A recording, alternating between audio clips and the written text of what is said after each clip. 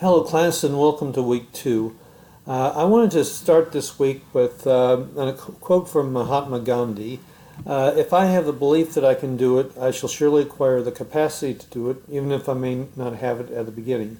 I thought this was an important quote to include because very often when I read your comments in the discussions, I see that some of you are quite nervous about this class. Some of you have not been in school for a while, and it may not. Writing classes in general tend to terrify people, to be blunt about it. That's totally understandable, but I want you to just kind of approach this class with an open mind and think of it as something that, well, you may not know how to do it right now, but that's okay. If Mahatma Gandhi, who was one of the greatest spiritual leaders of India, and probably one of the greatest spiritual leaders ever, if he could come at life with this sort of open attitude, this sort of confidence that if he did not know how to do something, but he knew that he would acquire the capacity to do it, if he can do that, you can do it too. Have faith in yourself. Have a bit of trust in yourself. And it's okay if you stumble. It's okay if you fall. Just get back up and keep going at it. This week, in week 2 of the class, you're going to be doing an outline for a paper that you're going to actually write a full draft on in week 3. And I want to kind of go over this assignment a bit. Excuse me. I'm looking at, and you can see in the video that I'm looking at the week 2 course announcement. So I'm going to be kind of referring to that and jumping back and forth between it and some other ideas. So you can read the full announcement yourself, but I wanted to kind of go over the high points and give you some kind of things to look for when you do the week 2 assignment. Okay, first off, what exactly should you write about? Week 3's assignment will involve a personal narrative. A personal narrative is basically a story. It's something that happened to you, an event or an experience that changed you or shaped you in some way, something that caused you to learn something that you didn't know before. So you've already done this once. When you did the week 1 assignment, you did a literacy narrative, which was focused on one aspect of reading and writing that changed you or shaped you in some way. So this is kind of the same idea, but it kind of expands it in some different directions because it's not necessarily about literacy. It can be about anything. I mean, people have written a lot about a lot of very interesting events in their lives for this assignment. I mean, a lot of students who are in the military write about their decision to join the military. A lot of students who have become mothers have written about the experience of giving birth to their first child or a later child perhaps. Any experience that has happened to you can be meaningful in some way. The thing of it is, it doesn't really matter so much what you choose to write about. It's the meaning that you attach to it. Pretty much anything that happens to us in life is pretty much meaningless in and of itself. It's the significance that we attach to it that makes it significant. And that can be, it can be something major like graduating from school, a car accident, the death of a loved one. It doesn't have to be something as major as that. It could be something relatively minor, something that maybe in looking back on it, you realized it was more significant than it seemed at the time. One of my favorite essays in the textbook is called The Egg and I Revisited by Chris Talkmeyer. Chris Talkmeyer was a mother as well as a student when she wrote this paper. And she wrote this paper about her dislike of eating eggs. I mean, how ordinary, how mundane can you get in your choice of topics and writing about a food you don't like to eat? We probably all have things that we don't like to eat, right? My personal dislike is coconut. I don't like eating coconut. It sticks to my teeth and it tastes like paper. But anyway, Chris Talkmeyer wrote about her dislike of eating eggs. And please look up that story and read it because it is just wonderful.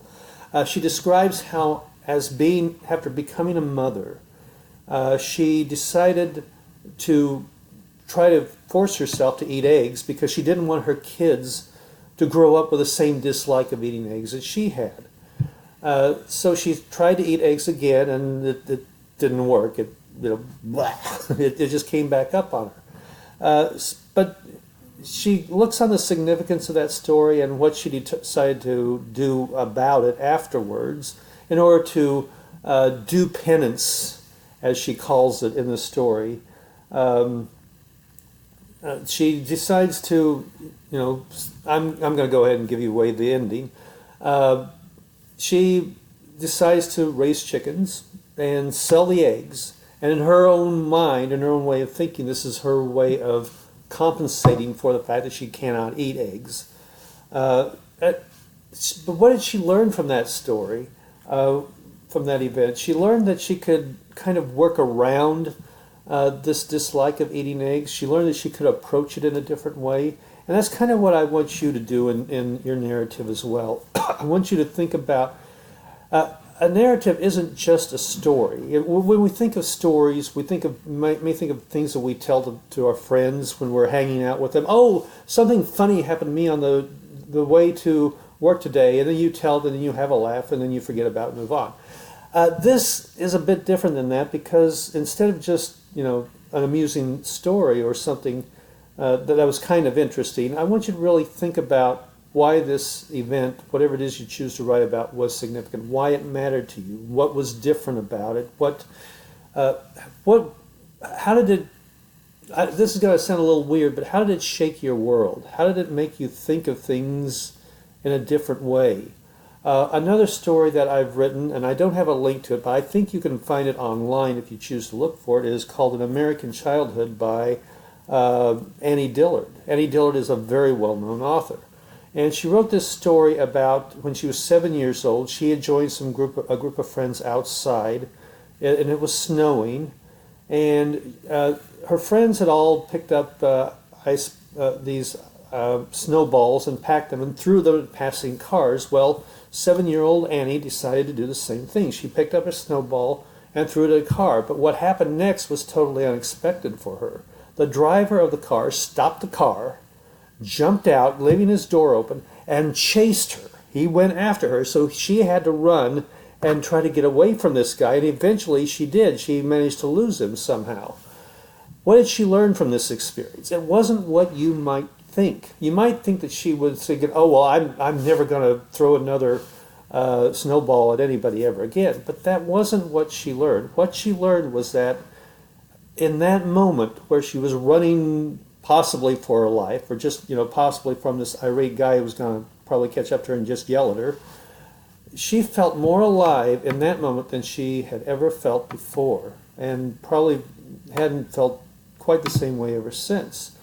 That exhilaration really taught her something about herself, about, just how different it felt to be in that, to live in that moment. So what I want to encourage you to do is look back on an event in your life and look for something that where the lesson you learned from it or how it changed you wasn't quite what you were expecting, or wasn't quite what you should have learned. Maybe I should put it that way. Look for something that changed you in some way, and when. One way of approaching this story is don't look for that thing quite off the bat. Don't just say, oh, well, I'm going to write about something that changed me and it was totally unexpected. If you do that, you're probably going to short-circuit this whole process. Pick just something, anything in your life that seems meaningful, even if you're not quite sure why it seems meaningful, and just start writing about it. Just start, putting words to paper, putting words on your keyboard, brainstorming ideas, and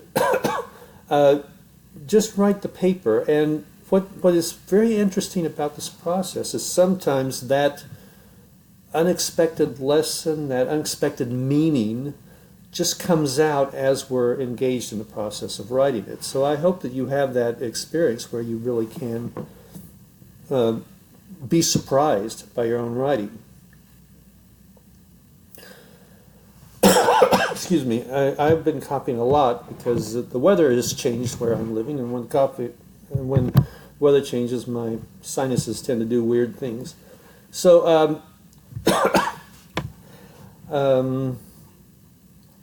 I wanted to next talk about the outline that you're going to be writing for this week. You're going to be writing an outline for your week paper, and the textbook gives you some guidance on writing an outline. Basically, an outline is not the same as a rough draft. An outline is like a skeleton of the paper. Think of the skeleton of your body. A skeleton consists of bones. Skeleton can't really do anything by itself, but without your skeleton, you couldn't do anything because it provides a whole structure for your body. An outline is a skeleton of your paper, and it's usually written in very short, simple sentences. Sometimes you'll see outlines with Roman numerals and letters and numbers, and these things, if they're organized in the right way, will show you how one idea connects to another, how one idea leads to another, and how the whole thing fits together. And it can also show you how some ideas that may at first seem like they belong don't actually belong in the paper. If you want, I think somewhere in the course, and I've included a link to a site which contains some sample outlines. And if I haven't done that, then I will go and do that as soon as I'm done with this video. But I want to make sure you have a clear idea of what exactly an outline should look like. Outlines don't have to be rigid. They don't have to follow a particular format. You don't have to use Roman numerals, letters, and numbers. Your textbook gives a couple of different ideas for writing outlines. But you can use whatever structure works for you best, but I want you to experiment with a couple of different outline formats. And when I see your paper, I ought to be able to see a couple of things. I ought to be able to see, number one, that you are actually writing a personal narrative, okay? This is not an informative essay, and it's not an argument. It's a story about you. So you should be the main character, and this should be evident in your outline. Secondly, I need to be able to see that your outline focuses on a specific event. It doesn't tell your entire life story up to this point. It focuses on just one specific event, and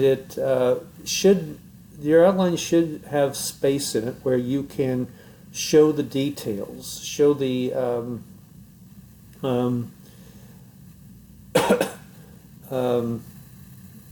where you can put in description, where you can put in the who, what, where, when, how, and why.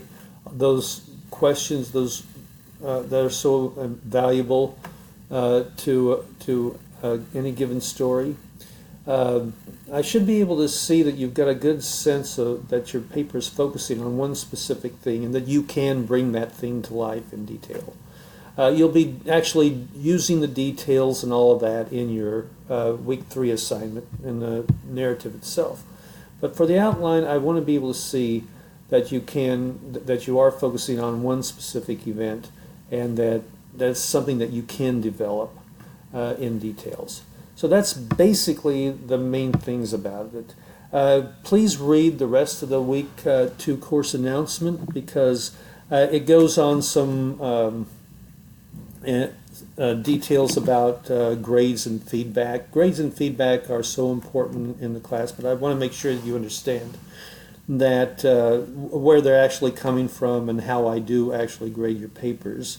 I want you to make sure that you know that a grade should never be viewed as punishment. They are just feedback. They're just a form of feedback, and ways to give you information to help you improve in your future assignments. So that's my video announcement for today.